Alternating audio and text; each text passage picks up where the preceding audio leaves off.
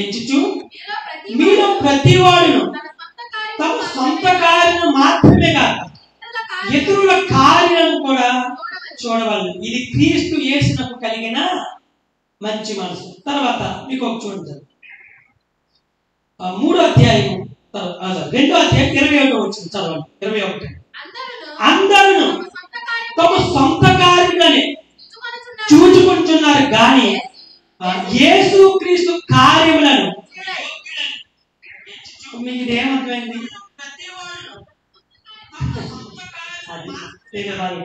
ఏంటంట, ఎవడు పనుల మీద వాడు బిజీ. వాట్సాప్ లో ఒకసారి ఓపెన్ చేస్తే వాళ్ళ కింద క్యాప్షన్ పెడతారు. ఏమని పెడతారు? I'm always busy, only urgent calls అని పెడతారు. ఏమని పెడతారు? Only urgent calls. అంటే ఏంటి? ఒకవేళ నన్ను టచ్ చేయాలంటే వెరీ ఇంపార్టెంట్ అని నా ఫోన్ చేయి, మెసేజ్ పెట్టు. అనవసరంగా నన్ను మాత్రం డిస్టర్బ్ చేయకే. దాని అర్థం అదే కదా. నిజంగా వాళ్ళంత బిజీగా ఉంటారా? ఉండరు, కానీ అలా ఉండరు. ఇప్పుడు వాళ్ళే అంత బిజీ అయితే ఈ ప్రపంచంలో ఇన్ని లక్షల కోట్ల మందికి సమాధానం ఇస్తూ, వాళ్ళ ప్రార్థనలు వింటూ, వాళ్ళ వాక్యాలు వింటూ ఇంతమందికి సహాయం చేస్తున్న దేవుడు ఇంకెంత బిజీ. కానీ నీవు నేనంట మన సొంత కార్యకలాపాలు మాత్రమే చూస్తున్నాను. స్పష్టంగా చెప్పాడు, యేసు క్రీస్తు కార్యం చూడడం లేదంట. సమయం ఇవ్వాలన్నది మర్చిపోతున్నామంట.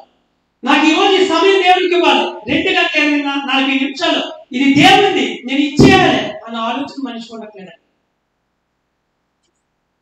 ఉదయం లేస్తే సాతానుడు మనల్ని ఏం చేస్తుంది సార్? Busy busy busy. పనిపాట్లో ముంచేస్తున్నారు, వ్యాపారంలో ముంచేస్తున్నారు, చదువులో, ఉద్యోగంలో, వ్యాపారంలో చేస్తున్నారు. ఏంటి మనం దొంగలేస్తున్నామంట? స్తుతించడానికి మనం దొంగలేస్తున్నాం. కానీ ఇక్కడ అంటున్నాను, సూర్యోదయం మొదలుకుని సూర్యాస్తమయం కూడా ఆయన నామము సన్నుతించబడాలంట. నువ్వు ఇచ్చిన 24 గంటలతో ఇంటి పని, వంట పని చేస్తాం. మనం ఏం చేస్తాం? పాటలు పాడడం, కొనుక్కుంటాం, కొనుక్కుంటాం. వాళ్ళ మీద అమ్మో టైం అయిపోతుంది, ఎవరు వచ్చేసారా, అమ్మ ఇచ్చేసారా, పిల్లల మీద, భర్త మీద, మళ్ళీ డ్యూటీ టైం. అంటే ఏం చేస్తాం మనం? సమయాన్ని కూడా, స్తుతించవలసిన సమయాన్ని కూడా మనం ఏం చేస్తాం చెప్పంటే, ఏదో రీతిలో మన నోటికి పని చేస్తుంది కదా. ఇదే నోటితో వాక్యం అక్కడ పెట్టుకుని, సెల్ కూడా ఆన్ చేసుకుని ఓ పక్కన పాటలు వింటా, వాక్యం వింటా, దేవుని స్తుతించి ఆరాధించవచ్చు. కానీ సాతానుడు ఆ పని చేయనివ్వకుండా మనకి ఏం చేస్తుంది? పని చేస్తాం, పొడలతో, అంట్లతో, బట్టలుతో, లేదంటే పని చేస్తాం. కానీ మనం ఏం చేస్తామంటే ఓ పనిలో బిజీ చేస్తాం. ఇదే నోటితో దేవుని స్తుతించవచ్చు అంట, ఇదే నోటితో ఇతరులు కూడా శపించవచ్చు. కానీ మన ఆత్మీయ జీవితం పిల్లరా, నువ్వు మలుచుకోవాలే కానీ దేవుడు ఏ విధంగా అయినా మలుస్తాడు. హల్లెలూయా. నీకు ఇంట్రెస్ట్ ఉండాలి, నేను దేవుళ్ళో ఎదగాలి, నేను ఫలించాలి, అభివృద్ధి చెందాలి. నీకు ఆసక్తి ఉంటే దేవుడు ఆ సమయానికి ఆశీర్వాదంగా మార్చేస్తాడు. సూర్యోదయం మొదలుకుని సూర్యాస్తమయం. అసలు ఎన్ని రకాల ప్రార్థనలు ఉన్నాయి? ఒకటే, ఉదయకాలపు ప్రార్థన దేవుడికి తెచ్చవచ్చు, మధ్యకాల ప్రార్థన నువ్వు దేవుని గుర్తు చేసుకోవచ్చు, సాయంకాలం 6 గంటలకి దేవుని గుర్తు చేసుకోవచ్చు, రాత్రి పడుకునేటప్పుడు దేవుడు 24 గంటల సమయాన్ని 4 పార్ట్లుగా విభజిస్తే, మార్నింగ్ పార్ట్ దేవుణ్ణి ఒక అరగంట, ఒక పావు గంట నువ్వు దేవుని స్తుతించవచ్చు. వాక్యం ద్వారా, ప్రార్థన ద్వారా, ఒక పాట ద్వారా దేవుని స్తుతించవచ్చు. మధ్యాహ్నం సమయం దొరికినప్పుడు వచ్చిన 5-10 నిమిషాలు దేవుని స్తుతించవచ్చు. సాయంత్రం 6-7 టయానికి 5 గంటలకు దేవుని స్తుతించవచ్చు. రాత్రి పడుకునే ముందు, భోజనం చేసే ముందు, లేదా భోజనం తర్వాత స్తుతించి మన పడక మీద విశ్రాంతి తీసుకోవచ్చు. అంటే నువ్వు దేవుని స్తుతించే ప్రక్రియ నీలో ఉంటే చాలు, ఆ సమయాన్ని నువ్వు ఇంట్లో చేసుకుంటావు. ఇంగ్లాండ్ దేశం రక్షించిన జాన్ వెస్లీ అని తెల్లంట, తన భర్త కష్టపడుతూ సేవ చేస్తుంటే కుటుంబాన్ని నడిపించడానికి కష్టమైపోతుందంట, ట్యూషన్ చెప్పేదంట బిడ్డ. కానీ ట్యూషన్ చెప్తున్న ఆ స్త్రీ, ఆ బిడ్డ మధ్యలో ఆ పిల్లలకి ట్యూషన్ చెప్తున్నప్పుడు ఏం చేసిందంటే చెప్పండి, పిల్లలకి ట్యూషన్ చెప్తా మధ్యాహ్నం 2 గంటలకు ప్రార్థన చేసుకోవడానికి సమయం పెట్టుకుందంట. మధ్యాహ్నం 2 గంటలకి. ఎన్ని గంటలకే? 2 గంటలకి. అప్పుడు మధ్యలో పిల్లలు వచ్చి డౌట్లు అడిగేవారంట. అప్పుడు ఇలా కాదని చెప్పి ఆవిడ ఏం చేద్దాం, ఒక యాప్రాన్ కుట్టించుకుందంట. ఒక యాప్రాన్ కుట్టించుకుని, అమ్మా ఈ వైట్ యాప్రాన్ ఒకవేళ నేను వేసుకుంటే ఇది నాకు ప్రార్థించే సమయం, ఈ సమయంలో నన్ను డౌట్స్ కానీ డిస్టర్బెన్స్ కానీ చేయకూడదు, మిగిలిన సమయం మీరు నన్ను అడగొచ్చు అని ఆ వైట్ యాప్రాన్ కుట్టించుకుని ఆమె వేసుకుని తన ప్రేయర్ గదిలోకి వెళ్ళి ప్రార్థన చేసుకునేదాన్ని. ఆ టైం పిల్లలు ఒక డౌన్ వచ్చిన ఒకే మేడమ్ లేదా సేవకురాలు ఇది ప్రార్థన చేసుకునే టైం, దీన్ని డిస్టర్బెన్స్ చేయకూడదని ఆ 1 అవర్ పిల్లలు డౌన్ వచ్చిన అక్కడ కూర్చుని చదువుకునే వాళ్ళంట. ఆ తర్వాత బయటకు వచ్చిన తర్వాత అడిగేవాళ్ళు. అంటే ఆ సమయాన్ని పిల్లలకి ఇచ్చేది, కానీ అట్ ది సేమ్ టైం పిల్లలకు ట్యూషన్ చెప్తూనే మధ్యాహ్నం 2 గంటలకి తన దేవుడికి సమర్పించుకుందట. మిగిలిన టైం అంతా పిల్లలకు క్లాసులు చెప్పేది, కానీ మధ్యాహ్నం 2 గంటలకి ఇది దేవుని సమయము అని దేవుడికి కేటాయించారు. ఒకవేళ మనము అలా ఇచ్చుకోవడం లేదు కాబట్టి మనం ఏం చేస్తున్నామంటే అంత టైము మనకి ఉపయోగించుకోండి. ఇది అయిపోయిన తర్వాత ఇంకో పని, ఇది అయిపోయిన తర్వాత ఇంకో పని, ఇంకా జీవితాంలో మనం ఇలా పొడిగించుకుంటూ పోతామే తప్ప నాకు ఇచ్చిన 24 గంటలు ఈ టైం దేవుడిది, ఈ టైం ఇక్కడ ఆయనకి మనం సమర్పించుకోవటం లేదు కాబట్టి స్తుతించుకునే అలవాటు కూడా పోయింది. కాబట్టి దేవుడి మందిరానికి వచ్చినప్పుడు ఏదో కాసేపు ఆరాధనలో ఉండాలి, కాసేపు పాట పాడాలి, కొంచెం మోకరించాలని, ఇది కూడా బాగోదు లేకపోతే అని చేస్తున్నామే తప్ప ఒకవేళ నిజంగా ఆదివారం కూడా మనకి దేవుడు ఇది విశ్రాంతి దినము అని ప్రవేశపెట్టకపోతే దీన్ని కూడా మనం ఏం చేస్తాం, పడేసుకుంటాం. పక్కా ఇది, అందులో డౌటే లేదన్నమాట. ఆదివారం కూడా, ఈ ఆదివారం కూడా దేవుడికి మహా అవర్స్ అంతే, లేకపోతే గట్టిగా గంటన్నర అంతే. ఈ గంటన్నరలో కూడా చాలా మంది మందిరాల్లో చూస్తాం, ఆరాధన అయిపోయిన తర్వాత వచ్చేవాళ్ళు 10 మంది, పాటలు అయిపోయిన తర్వాత వచ్చేవాళ్ళు 10 మంది, లాస్ట్ లో వచ్చేవాళ్ళు 10 మంది, స్టార్టింగ్ వచ్చిన తర్వాత మధ్యలో వెళ్ళిపోయే వాళ్ళు 10 మంది. ఎవరో కానీ ఫస్ట్ నుంచి లాస్ట్ వరకు ఉండనే ఉండాలి. గట్టిగా మనం మాట్లాడుకుంటే ఒక శుక్రవారం నాడు ఉపవాస ప్రార్థనలో కట్టుకుంటామేమో, లేదు ఒక ఆదివారం మిగిలిన సమయం అంతా ఎంత సమయాన్ని నీకే ఉపయోగించుకుంటున్నావండి. ఇక్కడ అంటున్నాడు ఉదయం నుంచి సాయంకాలం వరకు సన్నిధించబడాలి. ఎందుకు స్తుతించాలంటే 4 వచ్చింది. యెహోవా అన్యజనులందరి ఎదుట మహోన్నతుడు, ఆయన మహిమ ఆకాశ విశాలమున. ఎందుకు దేవుని స్తుతించాలంట? అన్యజనుల్లోనే ఆయన మహోన్నతుడు అంట, అందుకు స్తుతించమంట. ఆయన మహిమ ఆకాశ విశాలంగా వ్యాపించింది. ఈ సృష్టి అంతా కూడా కేవలం ఆయన ఒక్క మాటతో కంట్రోల్ చేస్తాడు, ఒక్క మాటతో ఆయన కంట్రోల్ చేస్తాడు. సూర్యుడు ఎప్పుడైనా లైట్ తప్పడం చూసామా? చంద్రుడు ఎప్పుడైనా తన యొక్క క్రమాన్ని కక్ష నుండి వేరైపోవడం చూసామా? నక్షత్రాలు వాళ్ళ స్థానాన్ని భ్రమించి వేరే స్థానంలో వెళ్ళిపోవడం చూసామా? లేదు. సృష్టి దేవుని మాట వింటుంది, ఆకాశం మనకు బోధిస్తుందంట. ఈ రోజు నీ నేల నీకు పంటేస్తుంది, ఈ రోజు నీకు మంచేస్తుంది, ఆకాశం వర్షం వేస్తుంది, మనిషికి కావలసిన సమస్తము ఈ సృష్టి నీకు ఉత్పత్తి చేస్తుంది. అందుకని దేవుని స్తుతించాలి. దీని అంతటినీ ఆయన ఒక్క నోటి మాటతో ఆర్గనైజేషన్ చేస్తారు. చేయట్లేదా? ఈరోజు ఆకాశంలో ఏముందని అంతరిక్షాలు ఉపగ్రహాలు వేసుకుని చూస్తున్నారు మన సైంటిస్టులు, కానీ అంతు చెక్కని అనంతము మనిషికి కోశం కానీ ప్రపంచంలో చాలా ఉంటాయి. మనిషి మేధస్సు అందరంతా పరిజ్ఞానము దేవుడి లోపల పెట్టాడు. అందుకు దేవుని స్తుతించాలి. మన చిన్న మెదడని ఒక ఆలోచన మనలో పుడితే అబ్బా నాకు ఏం ఆలోచన వచ్చిందిరా, ఎవరికి రాని ఆలోచన వచ్చిందని పొంగుబాతం. ఒకసారి చిన్న సలహా, చిన్న ఉపమానం లేదా చిన్న థాట్ ఎవరికి రాని మనకు వస్తే నేను ఎంత తెలివిగా ప్రవర్తించాను అని ఫీల్ అయిపోతాం. చిన్న ఆలోచనగా ఉప్పుదెబ్బైపోతే ఆలోచనకే ఆలోచన కాస్త జ్ఞానవంతుడికే జ్ఞానం కలిగ ఈ దేవుణ్ణి మరి ఆరాధించడం ఎంత స్తుతించాలి. కానీ మనం ఏం చేస్తాం తెలుసా?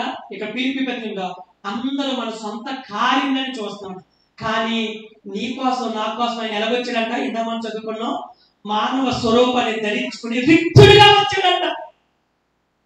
దేవునితో విడిచిపెట్టకుండా భాగ్యమని ఎంచుకోలేదు, కానీ తను తాను రిక్తుడిగా చేసుకుని లోకానికి వచ్చాడు కేవలం నీ చేత స్తుతించబడ్డానికి, నీకు రక్షణ ఇవ్వడానికి. అందుకుని దేవుని స్తుతించాలంట. తర్వాత 5వ వచనం చూడండి.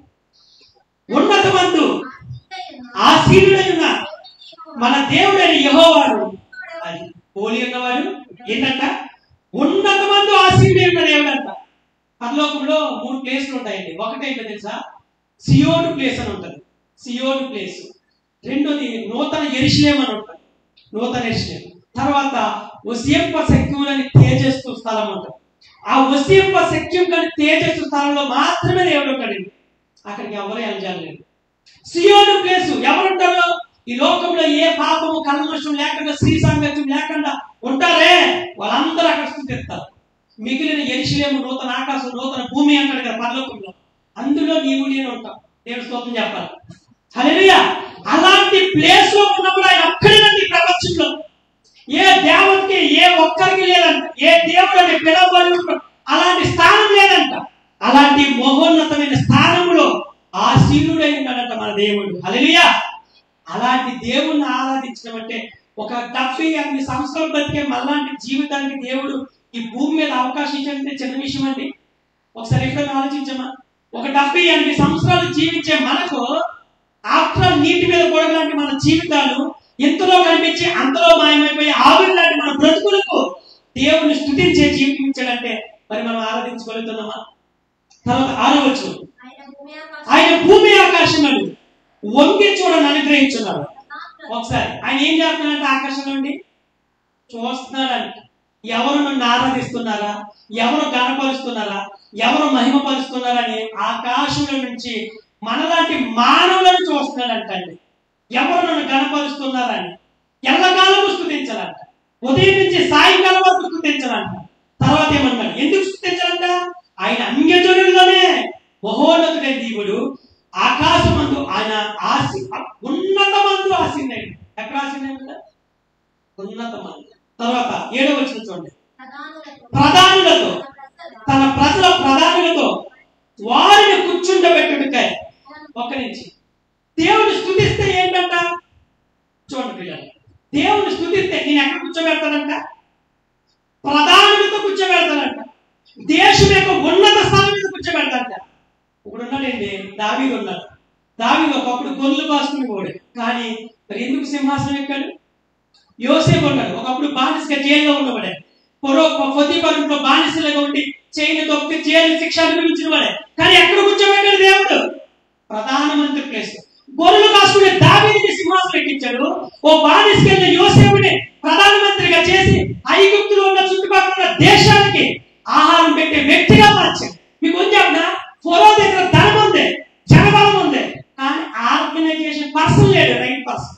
అలాంటప్పుడు దేవుడు కొన్ని దృష్టి యోసేపు మీద పడి, అదే ఫరో ఐగుప్తు దేశంలో రామసేస పట్టణాన్ని కట్టించి సకల శాస్త్ర ప్రావీణ్యత అద్భుతం కలిగిన మోషే ఎక్కడున్నాడండి? ఎక్కడున్నాడు?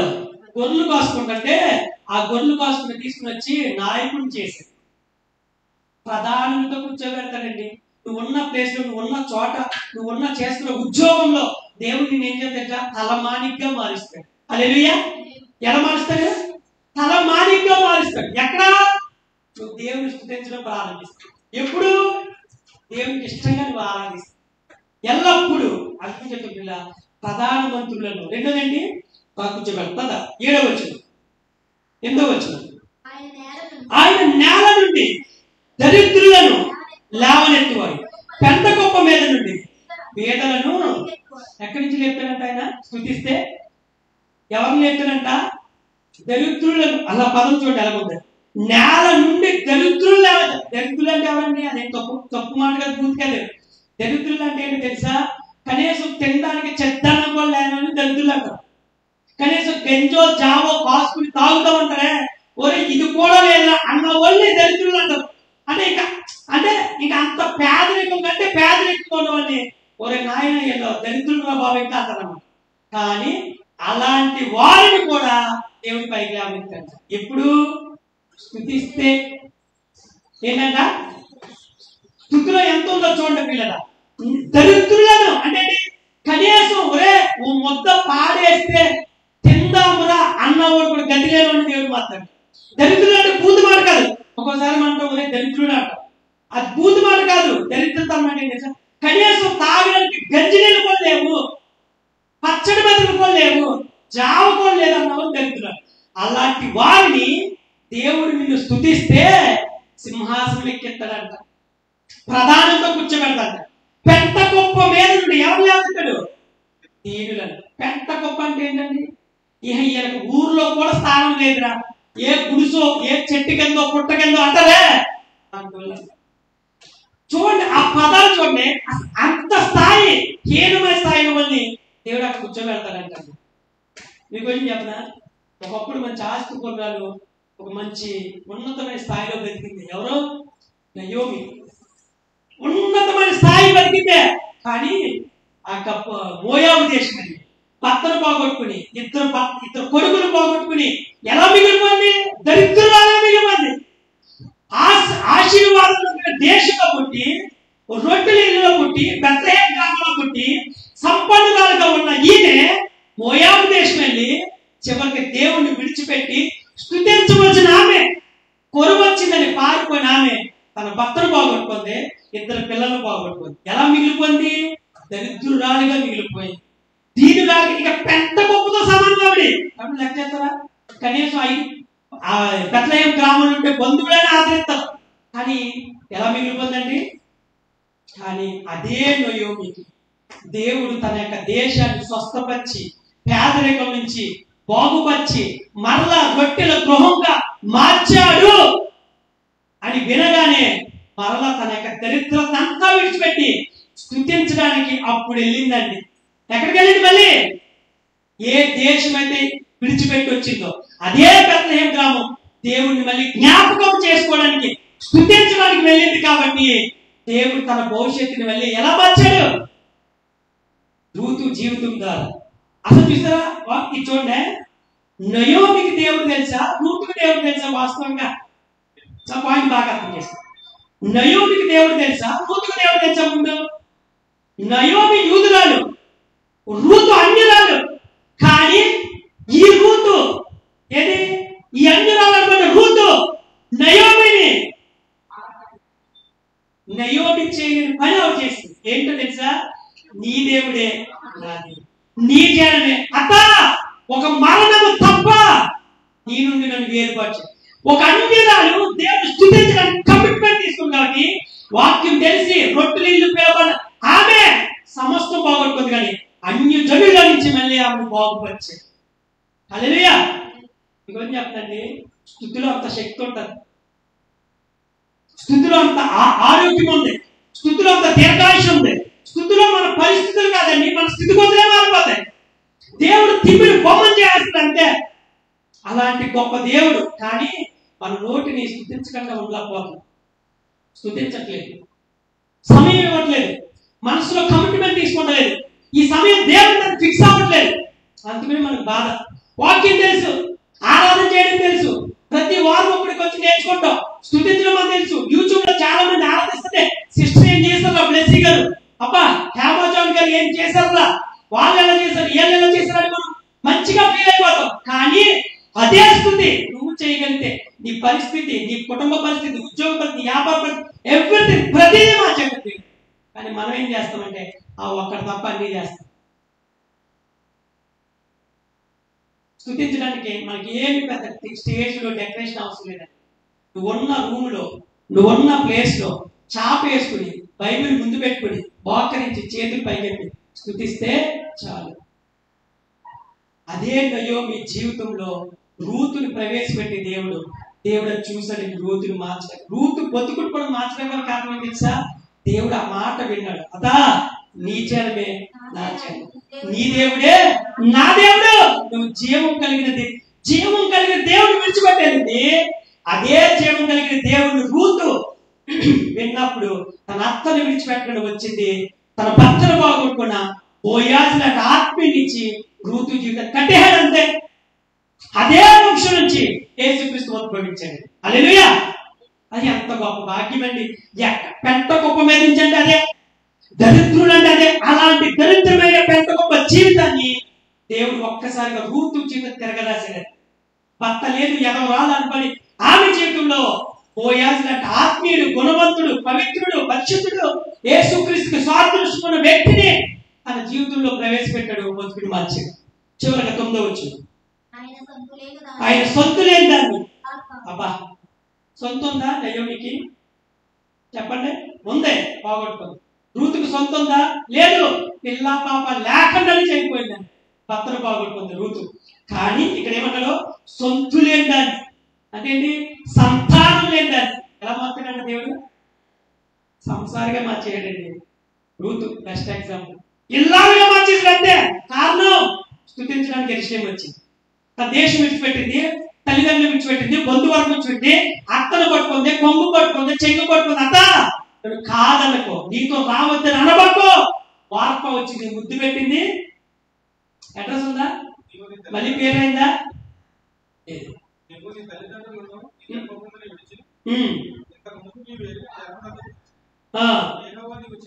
ఇంతకు ముందు నువ్వు వెనకని క్షణమునందుకు వచ్చింది.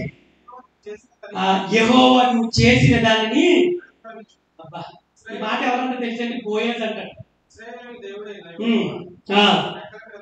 యెహోవా రెక్కల కింద నువ్వు సురక్షితంగా ఉండడానికి వచ్చావు. అబ్బా ఈ మాట ఎవరు దీవించారండి? బోయాజు. సొత్తు లేని దాన్ని ఇల్లాలుగా మార్చాడు, కుమారులు గల తల్లిగా మార్చాడు. అందుకని మన దేవుడిని బెస్ట్ ఎగ్జాంపుల్ అండి. సొంత ఉందా ఆవిడికి? లేదు. ఇల్లాలు ఉందా? లేదు. అలాంటి ఆవిడ ఒకవేళ అత్తతో పాటు వచ్చిన భర్త లేకపోతే, తన సంతానం లేకపోతే ఏమని పిలిస్తే సమాజం ఉండే ఆవిడని? ఒక వ్యభిచారిగా చూడదా, ఒక జారస్త్రీగా చూడదా?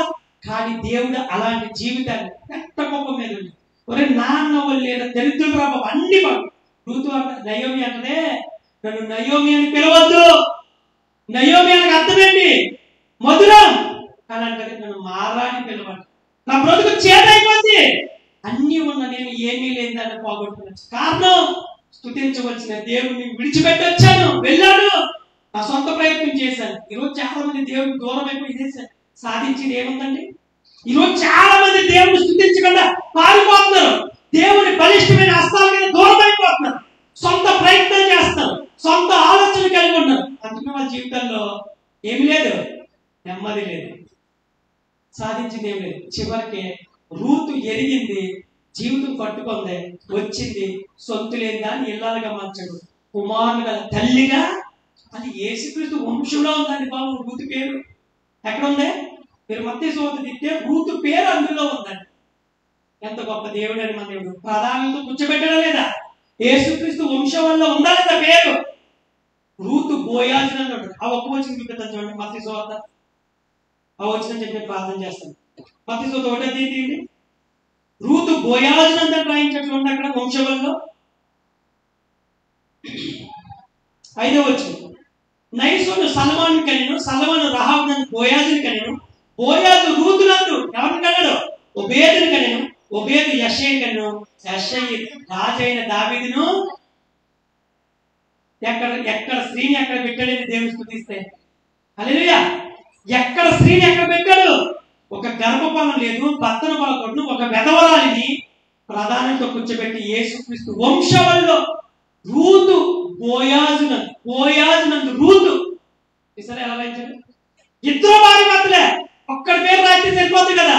కానీ దేవుడు ఇద్దరు పేర్లు రాయించాడు. కారణం ప్రధానంతో కూర్చోబెట్టమంటే అదే. స్థుతిలో అంత శక్తి ఉంది పిల్లలు, స్థుతిలో అంత గొప్ప ఉంది. ఇక్కడ నుండి మనం తీసుకొని ఏమంటే, నువ్వు ప్రయాణం చేస్తావా, దేవుని స్థుతిస్తావు. వంట చేస్తావా, దేవుని స్థుతించడం నేర్చుకో. జాబ్ చేస్తావా, దేవుని స్థుతించడం నేర్చుకో. మీకు వచ్చి చెప్తాను, నేను యశోదలో 2 years ఫార్మసిస్ట్గా చేశాను. చాలా మంది పేషెంట్ తెలుసు. పేషెంట్లకు వస్తే ఆ పేషెంట్కి ఇండెంట్ పెట్టాలి, తర్వాత మెడిసిన్ సప్లై వాళ్ళు నర్సుల దగ్గరికి ఇస్తారు. ఆ నర్సులకి మేమే చెప్పాలమ్మా, డాక్టర్ గారు ప్రిస్క్రిప్షన్ రాశారు, ఏవో యాంటీబయాటిక్ ఇవ్వాలి, టాబ్లెట్స్ టైంకి ఇవ్వాలని చక్కగా మేము ఎక్స్ప్లెయిన్ చేయాలి. డాక్టర్ గారు వచ్చి బాబు అలాంటి యాంటీబయాటిక్లో ఏమేమి ఫార్ములా అవుతుందో చెప్పంటే ఆ టాబ్లెట్ ఫార్ములా చెప్పాలి. అది ఒకవేళ పేషెంట్కి అవసరమైతే రాస్తాను. నేను ఏం చేసుకొని చెప్పినా ఆ జాబ్ చేస్తా. నేను చేస్తున్న ప్రతి ఐసీయూలో చేసుకోండి, న్యూరో ఐసీయూ అంటే బ్రెయిన్కి సంబంధించి న్యూరో ఐసీయూలో చేసుకోండి, ఏసీయూలో చేసుకోండి. ప్రతి పేషెంట్ దగ్గరికి వెళ్ళి 2-5 నిమిషాలు చెయ్యాల పెట్టి ప్రార్థన చేసుకోండి. ప్రభా ఈ పేషెంట్ బాగుపరచుకో, జ్ఞాపకం. ఎంతమంది ముక్కు మోతాలను అన్యులు కూడా అండి బాబు వచ్చి మా కోసం వచ్చిన ప్రార్థన అయ్యా మాకు పిలిచి వెళ్ళి ప్రార్థన చేయించు. చిన్న ప్రార్థన వెళ్ళి వాళ్ళు ఎవరో నా తెలపోయినా ప్రార్థన చేస్తుంది. ఎందుకో తెలిసి స్థుతి మన పరిస్థితులను ఎలాంటి పరిస్థితుల్లో ఎక్కడి నుండి ప్రయాణం చేస్తున్నాం, ఉద్యోగం చేస్తున్నాం, వ్యాపారం చేస్తున్నాం, దేవుని స్థుతిస్తా నువ్వు చెయ్యి, మన పరిస్థితులు ఆటోమేటిక్గా దేవుడు అంటే కృప నీకు కనిపించింది.